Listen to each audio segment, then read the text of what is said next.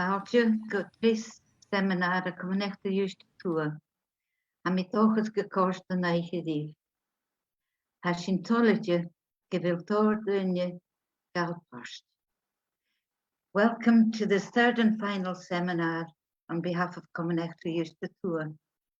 We hope you enjoy this session with us, and we're just delighted that so many people have taken part. Thank you. The next part is I'd like you to introduce you to Aurora Moxon.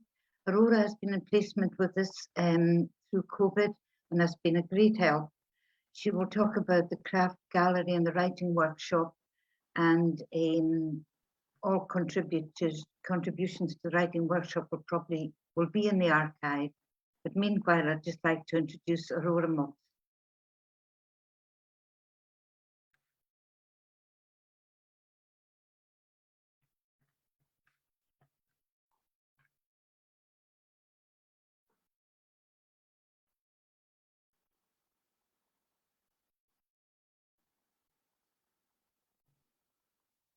I'm Aurora, and firstly, I'm sorry I can't be with you tonight. I'm actually going to be travelling up to North Uist while this event is on.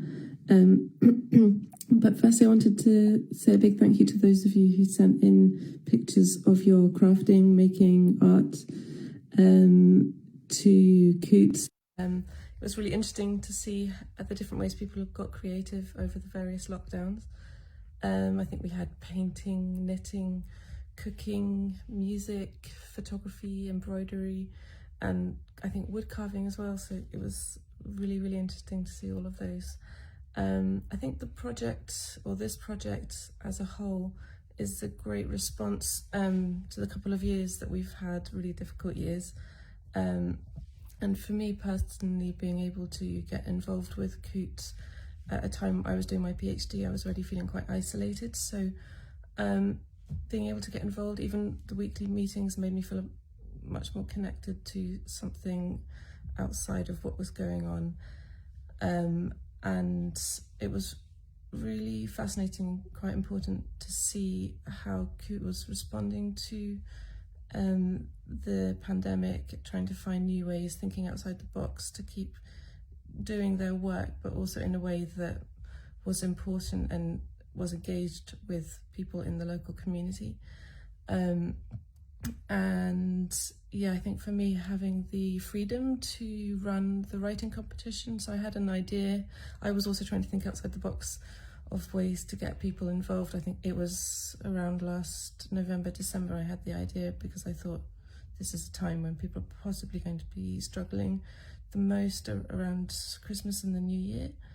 And it was amazing to get all the responses that we did, all of the submissions. I think a writing competition is a really great way to get people thinking, generating new material and engaging with, I mean, the theme was sites on North Uist, so I think it worked really well as a way of getting people sort of thinking, writing about North Uist. So we basically ended up with, I can't actually remember the number now, but so many poems and stories about North Uist that didn't exist before, so that was brilliant. And I was really pleased to hear that the competition's running again this year. So I think that's everything from me, but yeah, I'm really excited to see the end result of this virtual exhibition. Right, this next session shows you the variety of skills that our volunteers and members have brought to their lives during COVID. We won't be identifying everybody in this session, but everybody will be identified in the virtual exhibition. Some are already identified on the screen. Next slide. This is needs no introduction, but this is one of our more expert knitters showing what she's been doing in COVID and having a chat on the doorstep. Next slide. The samples are from an expert knitter who obviously takes part in competitions, and this shows a degree of talent, an amazing talent and skill Next slide. Again, from the same knitter, a wonderful example of a stole, which is very fine and is such intricate and delicate detail. Takes a lot of time to do. Next slide, please. Apart from doing things for ourselves, many people use their skills in growing things to then make a donation to a neighbour. And this shows just how the community thinks of others, the kindness of neighbours. Next slide, please. And whatever else was happening in COVID, babies were being born and some needing extra special care. So the next two slides show you very small baby hats, knitted and crocheted for neonatal babies. Next slide, please. And these are the crocheted hats. Beautiful, colourful. Thank you. Next slide. Again, thinking of the tiny members of our families. This is a pram blanket, crochet pram blanket for a baby. Next slide. Again, this shows a level of skill to make a reversible face mask in a variety of colours, and this became part of all our lives during COVID. Next slide. Again, particularly where we live, quite skilled out in knitting and crocheted head warmers, head and ear warmers. Very helpful in this weather. Next slide. This shows another level of skill in terms of wood carving, and takes a lot of time to do. So somebody obviously used their time very well carving this lovely wooden heart. Next slide. For people who do not like cakes, this was a very inventive alternative and creative as well, using a watermelon. Next slide. And some of us wrote lovely poems, and others, and that's a skill of creative writing, and others moved by these words composed music, and the skill of composition, and then the skill of piano playing or music playing. Next slide. Now this is a letter from our local minister who thanks neighbours for actually donating offers of baking during the COVID time, which prompted him to have a go himself at a baking, which he doesn't seem to think was totally successful, but it made him appreciate far more the skill of others in the baking department. Next slide, please. Taking other aspects of using our time, jigsaws revived, and this was a 1,500 piece jigsaw, which looks quite intricate and produced a great sense of triumph and completion. Next slide. And this is Leo, the handsome greyhound with little Morven, modelling. Next slide, please. And this is what he was modelling, a greyhound hoodie snood. Who knew there was such a thing? But we have to remember the animals in our lives as well. Next slide. Thinking of little people in our family, a selection of jackets just needing to be completed, awaiting buttons. Next slide. We all wear socks, so this is a selection of different socks in a variety of self or variegated colours, which this person sells for charity or gives away. Next slide. Having seen the reversible face masks in an early slide, then this is an example of a skill that maybe wasn't continued. Stick to knitting was the lesson this person learned. Next slide. And this is another modeler. This is one of our two Peters in the next two slides, modeling an Adam jumper, which she seemed to think was quite successful. Next slide. And this is another Peter who is using his skills to make a mouth-watering red pepper soup. I'm sure it tastes delicious. Next slide. A teacher daughter enjoyed her watercolor classes, socially distant and in shifts, and it certainly looks as though she has a skill in watercolors. Next slide. And this beautiful painting of Purslane and Cubby and Anne's Wood, which just is so serene and just beautiful, and must have given the painter great satisfaction to do. Next slide. And a series of sketches and paintings, style, obviously using things that are just on our doorstep. Next slide. Looking over the hayfield, a scene familiar to us all, and again, probably from the painter's own house. Next slide. And a lovely, probably a pencil drawing or charcoal drawing of the goat shed, and showing another level of skill by this painter, this artist. Next slide. And again, something entirely different in terms of the materials used. It's a very beautiful scene. Obviously, this volunteer actually used a previous skill or a skill she just learned, but to great effect. Next slide, please.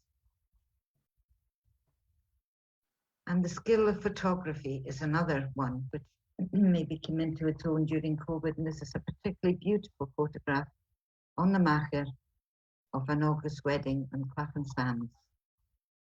Next slide. And this are one of great hope and joy. Look, I really am a graffiti angel.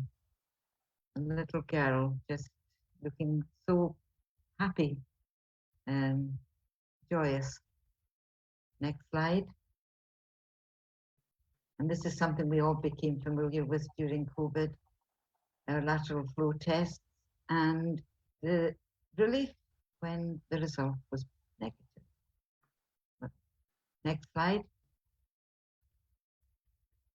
This says embroidery. I always turn to embroidery in the winter months, but during COVID, choosing my wools and silks was a great distraction. And aren't these lovely used colours that she's chosen there? Next slide. And doing things for others, children, babies. This is a mother deciding to tackle a balaclava for her daughter. She also worked on butter and soft cheese making, but these were consumed before the pictures could be taken. This looks lovely and cozy. Next slide, please. And this again is a picture I think is so joyous, showing Effie Ann with her completed socks on a line. She also does socks for an American in New York who comes over every year for his box of socks. Next slide, please. And thanks to everyone who contributed so far. The gallery is now officially open. Comunechtra Uachtatua is full of admiration for your talents.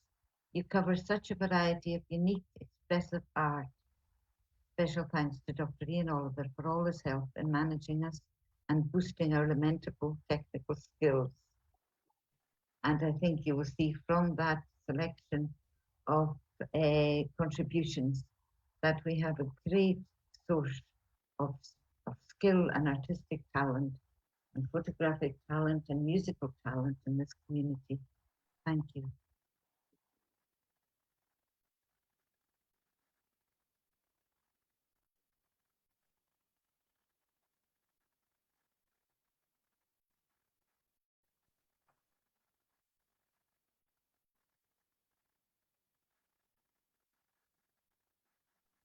I think it's over to you, Alan, if you're there.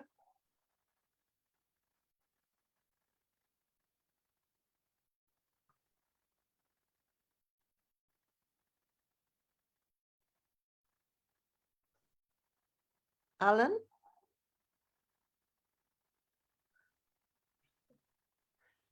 Maybe we'd better just go straight on then, Anna. Okay. And perhaps Anna. Okay, so we heard some great music in our first webinar from our young people. We're going to have a listen now to some material that was sent into our Cèilidh Room archive. The first is from James Bold. James is Cathy Ling's grandson, and I'm sure on many of his trips to North Uist was inspired to pick up the flute by Laurie Anna's whistleplaying. James studied in Plockton in the National Centre of Excellence in Traditional Music and is currently studying in Glasgow, I think. He sent in a wee bit of text to accompany his clip, so I'm going to read that out just now. My track, Last Train to Plockton, is specifically about chasing a train to Garve after missing it in Dingwall. I've grown up in various places around the Highlands and the public transport isn't great. At the end of a weekend at home, there were 1 to 2 trains a day to get back to the music school at Plockton, depending on the time of year. This is a contrast now, living and studying in Glasgow. Although I have some other music projects on the go, working on releasing an EP of my own compositions gave me a goal and something to work on during the pandemic. People needed entertainment when locked inside for months, and I hope I contributed to that, giving people something to listen to and enjoying the situation as much as we could. My hope looking forward is that people will place a little more value on the creative industries. I think this year has proven how important they are for enjoyment and social interaction. So this first piece is James's Last Train to Plockton.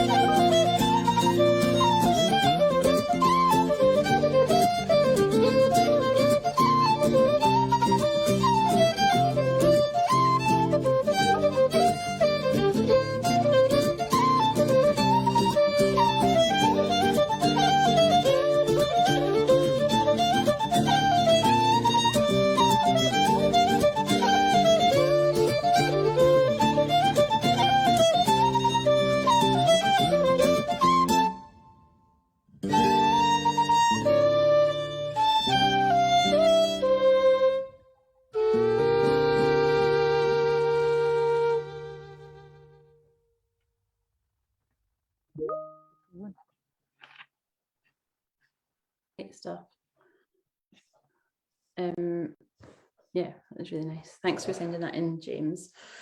We're gonna hear now from the Lua group, the walking song group, who are based in North Uist. This was sent in by Margaret Bennett, excuse me, who has in previous years, I think, worked with the Lua group. And in this, we're going to hear some songs which are led by Cathy Lang.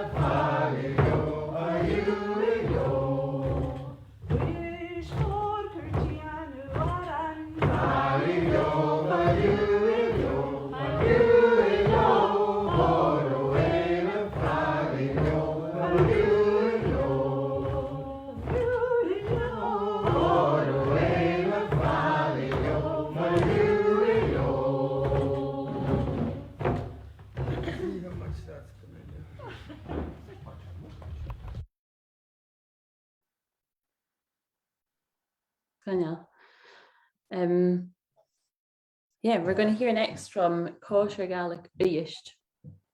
The song that they're going to sing was a poem that was written by Reverend John Smith, by Mr. Smith, and he wrote it for or about Dulrú Charúna. The poem is set to music and arranged for the choir by Peter Cooper, and in this we'll hear Joanna Peterana singing the solo, so hope you enjoy it.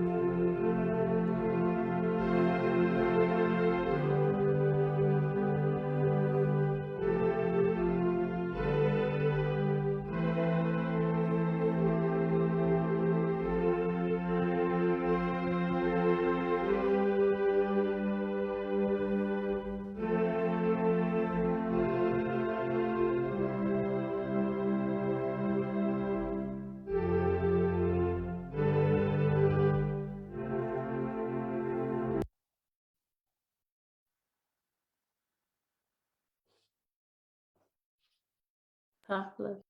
That was lovely. Our last clip comes from Anna Wendy Stevenson and Simon Bradley. Anna Wendy is the programme leader for UHI's BA in Applied Music based in Mumbai. And Simon is the programme leader for their UHI's MA Music and the Environment. Before they play us out, we'd just like to thank everybody who sent material in, everybody who contributed. Taigh fod agus seo acu Simon agus Anna Wendy.